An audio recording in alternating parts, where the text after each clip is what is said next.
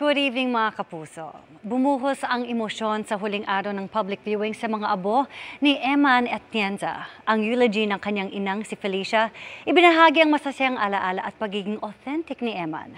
At nagpasalamat din si Kuya Kim sa lahat ng nagdasal, nakiramay at nagpaabot ng pagmamahal. May report si Aubrey Carampel.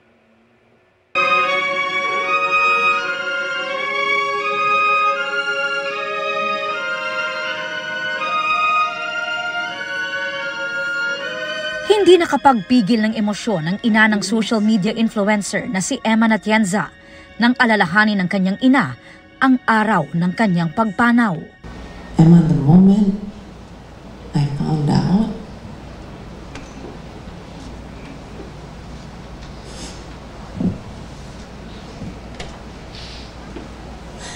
that we lost you, it was the deepest pain. I never felt it.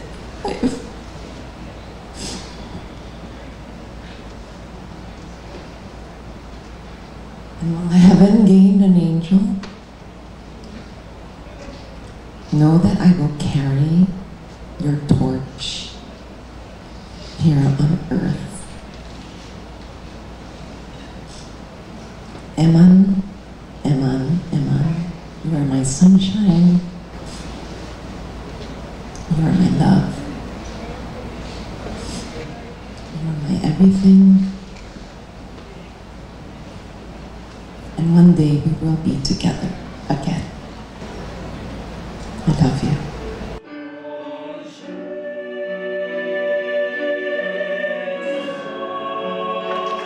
Ito ang unang pagkakataong nagsalita si Felicia Atienza, misis ni Kuya Kim Atienza, tungkol sa pagkamatay ng kanilang bunso.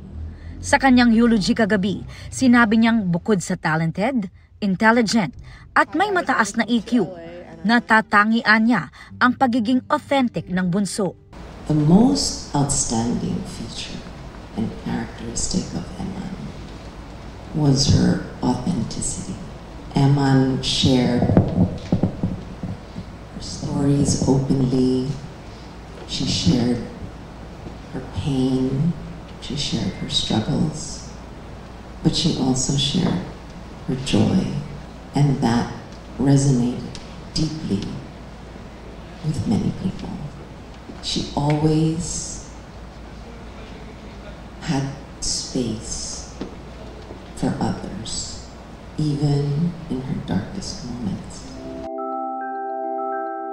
At kahit wala na si Eman, nararamdaman pa rin daw niya ang presensya nito. Now in her absence, there is silence. But Eman,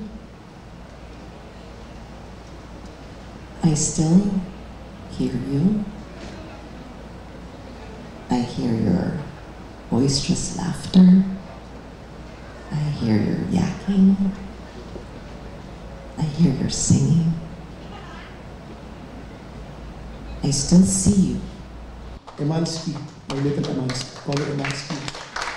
Nagbahagi rin si Kuya Kim ng mensaheng natanggap mula sa isang Indonesian student na tulad daw ni Eman ay may iniindaring mental health issues at na-inspire ng kanyang anak. But I hope it brings you some kind of solace that I will continue to live in honor of your daughter and will do everything in my power to keep it that way. Lubos na nagpapasalamat ang pamilya Atienza sa pakikiramay, pagmamahal at messages of support na kanilang natatanggap. At hanggang sa huling gabi ng burol ni Eman, muling dumagsa ang mga nakiramay. Kabilang ang mga kilalang personalidad tulad ni Iya Arellano, Faith De Silva, Zoren at Mavi Legaspi, gayon din ang mga kasamahan ni Kuya Kim sa GMA Integrated News.